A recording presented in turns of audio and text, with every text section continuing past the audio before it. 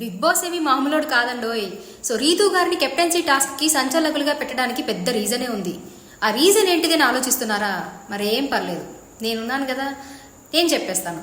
యాక్చువల్గా ఒక ఎపిసోడ్లో రీతూ గారు చెప్తారనమాట పవన్ గారితో, వాళ్ళిద్దరి మధ్య డిస్కషన్ జరుగుతున్నప్పుడు. సో పవన్, నువ్వు కెప్టెన్ అవ్వడానికి నేను నా వరకు చాలా పుష్ చేస్తాను అని అయితే రీతూ గారు చెప్తారనమాట. సో ఇది క్యాచ్ చేసిన బిగ్ బాస్, సో ఈ కెప్టెన్సీ టాస్క్లో వన్ ఆఫ్ ద కంటెండర్గా పవన్ ఉన్నారు కాబట్టి సో దానికి సంచాలకులుగా రీతూ గారిని పెట్టారనిపిస్తుంది.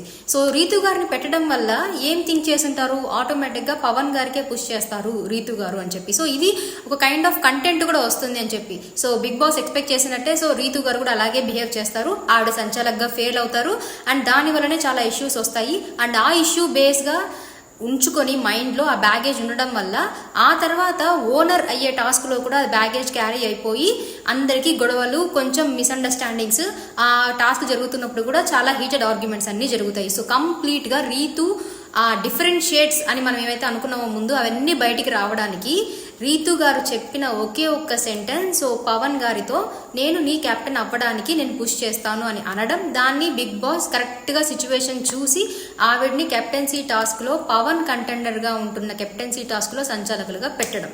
సో ఇది మీకు ఎంతవరకు కరెక్ట్ అనిపిస్తుంది? సో మీ ఒపీనియన్ ఏంటో కూడా కమెంట్స్లో షేర్ చేయండి.